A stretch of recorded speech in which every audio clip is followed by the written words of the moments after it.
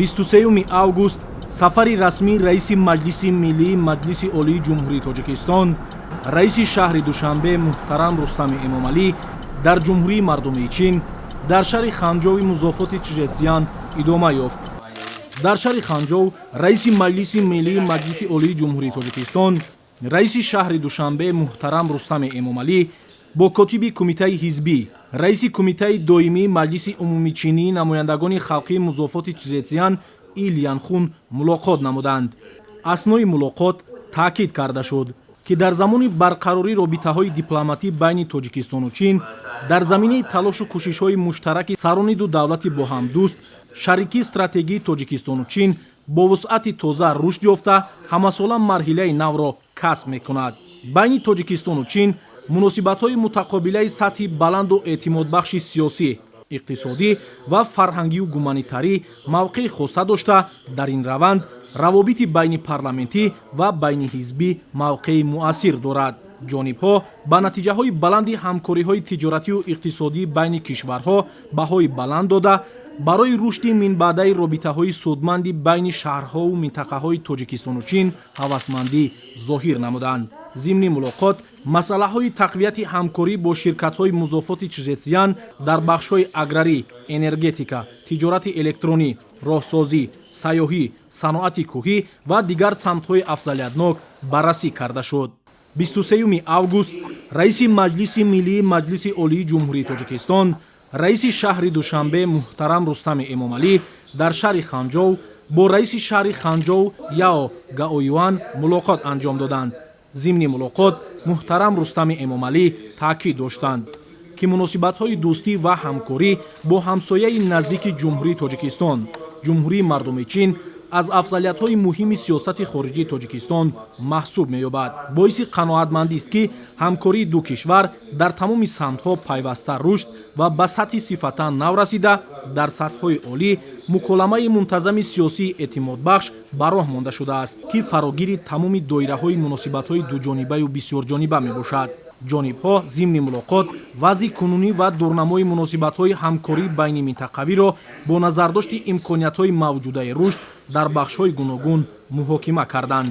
зимни мулоқот ҷонибҳо ба масъалаҳои таҳкими ҳамкории байни Душанбе ва Ханҷов изҳори ҳавасмандӣ намуда, тавсеяи робитаҳоро дар бахшҳои илм ва омодасозии кадрҳои илмӣ, инноватсия ва технологияҳо, нақлиёту мошинсозӣ, дорусозӣ ва нафту кимиё диққати махсус дода шуд. пас аз анҷоми мулоқоти раиси шаҳри Душанбе муҳтарам Рустами Эмомалӣ дар шаҳри Ханҷов бо раиси шаҳри Ханҷов, байни мақомоти иҷроияи ҳокимияти давлатии шаҳри Душанбеи Ҷумҳурии Тоҷикистон ва маъмурияти шаҳри Ханҷови Ҷумҳурии Мардумии Чин ёддошти тафоҳум оид ба ҳамкории тиҷоратию иқтисодӣ ва фарҳангӣ ба имзо расонида шуд. 23 август дар идомаи сафари расмӣ дар шаҳри Ханҷов, раиси Маҷлиси Миллии Маҷлиси Олии Ҷумҳурии Тоҷикистон, раиси шаҳри Душанбе муҳтарам Рустами Эмомалӣ аз осорхонаи бозиҳои Осиё дида намуданд. осорхона дар ҳудуди маркази варзишии олимпии шаҳри Ханҷов дар масоҳати 5700 метри мураббаъ ҷойгир буда, роҳи тайкардаи Ханҷовро дар ҷараёни корҳои омодагӣ ба бозиҳои 19-уми тобистонаи Осиё дар сиғаи интерактивӣ намоиш медиҳад. бояд гуфт, ки бозиҳои 19-уми тобистонаи Осиё аз 23 сентябр то 8 октябри соли 2023 дар шаҳри Ханҷови Ҷумҳурии Мардумии Чин доир мегардад. дар ин бозиҳо барои дарёфти 474 медал аз рӯи 61 намуди варзиш, ки 45 тои он намуди варзиши олимпӣ мебошад, мусобиқа гузаронида мешавад. 23 август сафари расмии раиси Маҷлиси Миллии Маҷлиси Олии Ҷумҳурии Тоҷикистон, раиси шаҳри Душанбе муҳтарам Рустами Эмомалӣ, ки аз 20 то 23 август дар Ҷумҳурии Мардумии Чин ҷараён дошт, ба анҷом расид. ёдовар мешавем, ки зимни ин сафари расмӣ мулоқоту музокироти сатҳи олӣ вохӯрии раиси Маҷлиси Миллии Маҷлиси Олии Ҷумҳурии Тоҷикистон, раиси шаҳри Душанбе муҳтарам Рустами Эмомалӣ бо раиси кумитаи доимии Маҷлиси умумичинии намояндагони халқии Ҷумҳурии Мардумии Чин Чжао Лецзи,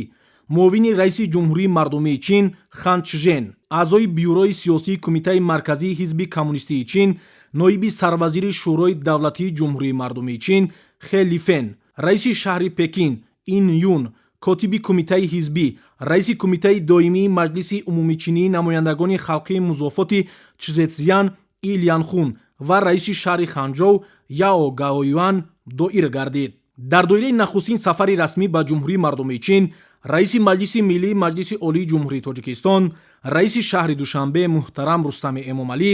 аз як қатор корхонаҳои истеҳсолию хизматрасонӣ, минтақаҳои технологию инноватсионӣ, мавзеъҳои таърихию фарҳангии шаҳрҳои Пекин ва Ханҷоу боздид ба амал оварданд.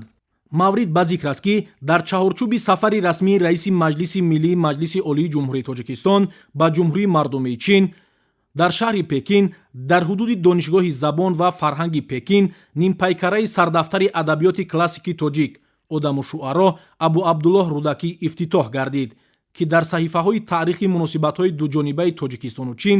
рӯйдоди фараҳбахш ва таконбахшандаи муносибатҳои дуҷониба ба ҳисоб меравад. дар доираи сафари бо барори расмии раиси маҷлиси миллии маҷлиси олии ҷумҳурии Тоҷикистон, раиси шаҳри Душанбе муҳтарам Рустами Эмомалӣ дар маҷмӯъ 11 санади нав оид ба ҳамкорӣ, сармоягузорӣ, ёддоштҳои тафоҳум ва номаҳои табодулӣ ба имзо расид, ки ба густариши робитаҳои байнипарламентӣ, беҳтар намудани фазои сармоягузорӣ дар кишвар, рушди истеҳсолоти ватанӣ ва инфраструктураи пойтахт, таъсиси ҷойҳои кории нав ва тавсеяи минбаъдаи муносибатҳои дӯстонаи байни Тоҷикистону Чин мусоидат хоҳанд кард. дар доираи сафари расмии раиси маҷлиси миллии маҷлиси олии ҷумҳурии Тоҷикистон як қатор санадҳо ба имзо расид, аз ҷумла созишнома оид ба ҳамкорӣ байни маҷлиси миллии маҷлиси олии ҷумҳурии Тоҷикистон ва маҷлиси умумичинии намояндагони халқии ҷумҳурии мардумии Чин, ёддошти тафоҳум оид ба дӯстӣ ва ҳамкорӣ байни мақомоти иҷроияи ҳокимияти давлатии шаҳри Душанбе ва шаҳри Пекини ҷумҳурии мардумии Чин, ёддошти тафоҳум оид ба ҳамкории тиҷоратию иқтисодӣ ва фарҳангии байни мақомоти иҷроияи ҳокимияти давлатии шаҳри Душанбе ва ҳукумати мардумии шаҳри Ханҷоуи ҷумҳурии мардумии Чин, лоиҳаи номаи табодулӣ оид ба ҷудо намудани кӯмаки молиявии Чин дар ҳаҷми $2 миллион барои сохтмони толори маҷлисгоҳ дар маҷмаъаи ҳукумати ҷумҳурии Тоҷикистон, лоиҳаи номаи табодулӣ оид ба таҳқиқи қаблии техникии лоиҳаи шаҳри ҳушманд Smart City шаҳри Душанбе, лоиҳаи номаи табодулӣ дар бораи сохтмону навсозии роҳ ва 4 эстакадаи нав дар пойтахт, таъмиру навсозии гузаргоҳи сарҳадии Тоҷикистону Чин Қулма Қаросу, навсозӣ ва сохтмони қитъаи роҳ аз деҳаи Варшези ноҳияи Шуғнони вилояти Мухтори Кӯҳистони Бадахшон то гузаргоҳи сарҳадии Тоҷикистону Чин Қулма Қаросу, санади супоридан ва қабули воситаҳои нақлиёти коммуналию сохтмонӣ, ки ба таври ройгон ҳамчун кӯмак аз ҷониби ҳукумати ҷумҳурии мардумии Чин ба ҳукумати ҷумҳурии Тоҷикистон пешниҳод шудааст. ҳамчунин дар ҳошияи сафари расмии раиси маҷлиси миллии маҷлиси олии ҷумҳурии Тоҷикистон, раиси шаҳри Душанбе муҳтарам Рустами Эмомалӣ ба ҷумҳурии мардумии Чин як қатор санадҳои ҳамкории бахши хусусии Чин ва Тоҷикистон ба имзо расонида шуд. созишномаи қолабӣ байни ҷамъияти саҳомии кушодаи азоти ҷумҳурии Тоҷикистон ва ширкати Роуҷонг Холдинг Группи ҷумҳурии мардумии Чин оид ба навсозӣ ва то 180 000 тонна дар як сол расонидани истеҳсоли карбамид дар корхонаи ҷамъияти саҳомии кушодаи азот. созишномаи қолабӣ байни ҷамъияти дорои масъулияти маҳдуди Осиё Кемикали ҷумҳурии Тоҷикистон ва ширкати Рунҷонг Холдинг Группи ҷумҳурии мардумии Чин оид ба сохтмони корхонаи нав оид ба истеҳсоли карбамид бо иқтидори 300 000 дар як сол дар ҷумҳурии Тоҷикистон, ёддошти тафоҳум байни ҷамъияти дорои масъулияти маҳдуди Авесто гурӯҳи ҷумҳурии Тоҷикистон ва ширкати Ҷентюэни ҷумҳурии мардумии Чин оид ба ташкил, бунёд ва идоракунии корхонаи муштарак оид ба истеҳсоли электромобилҳо дар ҷумҳурии Тоҷикистон бо иқтидори истеҳсоли 1500 автомошина дар як сол, ёддошти тафоҳум байни ҷамъияти дорои масъулияти маҳдуди мармарии ҷумҳурии Тоҷикистон ва ширкати Таҷонг Интерпрайз Менеҷмент Консалтинги ҷумҳурии мардумии Чин дар бораи таъсис додани корхонаи муштарак оид ба сохтмон ва истифодабарии маркази логистикӣ дар ҳудуди ҷумҳурии Тоҷикистон.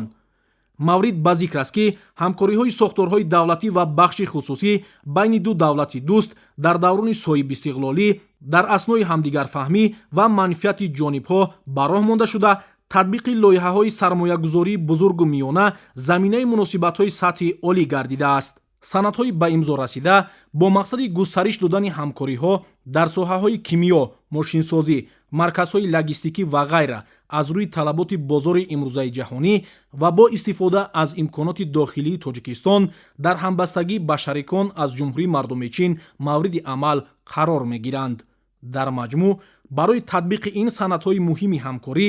ҷалби зиёда аз $880 миллион ба иқтисодиёти Ҷумҳурии Тоҷикистон дар назар аст. ҷараёни сафари расмии раиси Маҷлиси Миллии Маҷлиси Олии Ҷумҳурии Тоҷикистон, раиси шаҳри Душанбе муҳтарам Рустами Эмомалӣ ба Ҷумҳурии Мардуми Чин дар васоити ахбори оммаи ин кишвари дӯст низ ба таври васеъ инъикос гардид.